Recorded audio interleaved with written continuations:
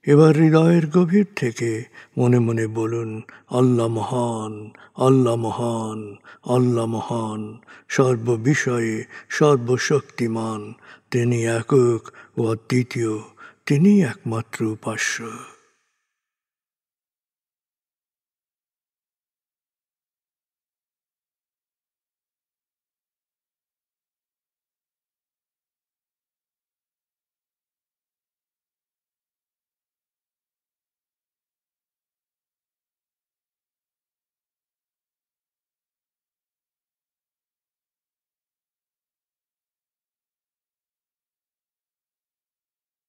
হৃদয়ের গভীর থেকে প্রার্থনা করুন, হে আল্লাহ, তুমি আমাদেরকে বিশ্বাসী, সৎকর্মশীল, সংঘবদ্ধ মানুষ হিসেবে কোয়ান্টাম ফাউন্ডেশনে একাত্ম করেছ। হে আল্লাহ, কোয়ান্টাম ফাউন্ডেশনকে এ যুগের আলোকবর্তিকা হিসেবে, সহস্রাব্দের বাতিঘর হিসেবে কবুল করো। কোয়ান্টাম ঘরে ঘরে, মেডিটেশন ঘরে ঘরে, এ অনুরণন সার্থক করো।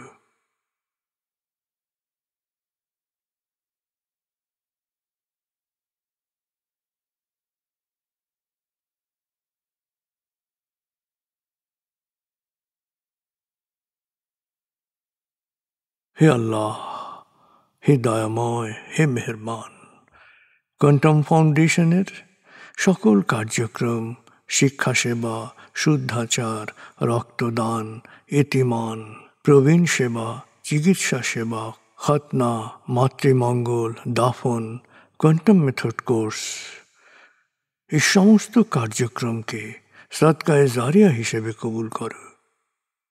এই কার্যক্রমে যারা সেবা দিয়েছেন তাদের সবার জীবনকে বরকতময়, প্রশান্তিময় করে দাও।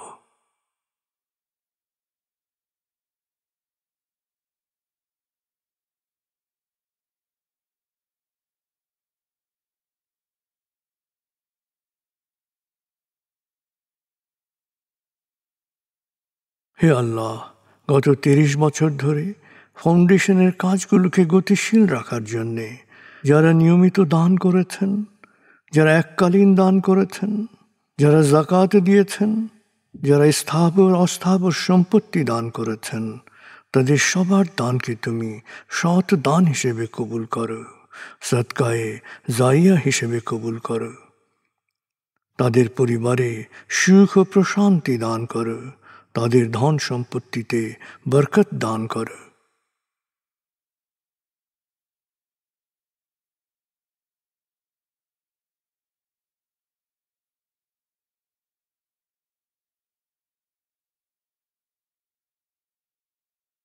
এবার দেশের জন্য দোয়া করুন, হে আল্লাহ, দেশের প্রতিটি মানুষ যেন প্রজ্ঞাপূর্ণ সিদ্ধান্ত নিয়ে নিজের কাজ সবচেয়ে ভালোভাবে করতে পারে, সবাইকে সে তৌফিক দাও। হে আল্লাহ, তুমি আমাদের তোমার বিশেষ অনুগ্রহ ভাজন জাতিতে পরিণত করেছ, অফুরন্ত অনুগ্রহ সম্পদ দিয়েছ, বিশ্বকে বিভিন্ন ক্ষেত্রে নেতৃত্ব দেওয়ার মতো মেধা ও মস্তিষ্ক দিয়েছ। আমরা যেন ভালো মানুষ, ভালো দেশে রূপান্তরিত হতে পারি, আমাদের সেই তৌফিক দাও।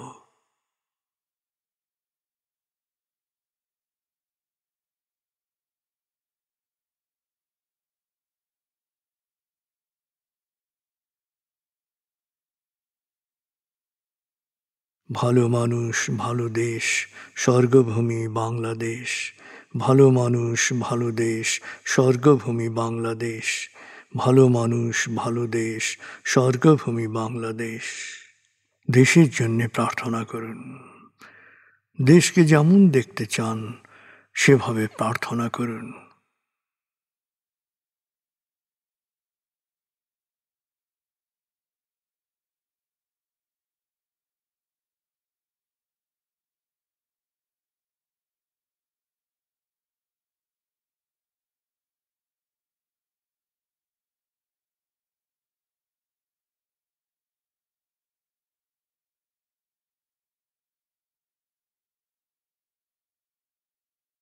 হে আল্লাহ,